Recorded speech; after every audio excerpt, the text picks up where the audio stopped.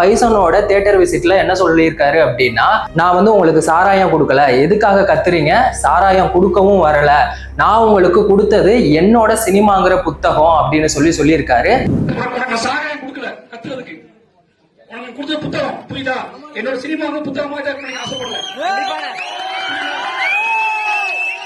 இதுக்கு சமூக ஊடகங்கள்ல மாரி செல்வராஜ் அவர்கள் மேல ஏகப்பட்ட விமர்சனங்கள் வந்திருக்கு. வாழை படம் நீங்க எல்லாருமே பார்த்திருப்பீங்க. அந்த படத்துல டீச்சரோட கர்ச்சீஃபை வந்து ஸ்மெல் பண்ணா மாணவனுக்கு வந்து உணர்ச்சி வருமா, அப்போ நீங்க கொடுத்தது என்ன, காம புத்தகமா அப்படின்னு விமர்சனம் பண்றாங்க.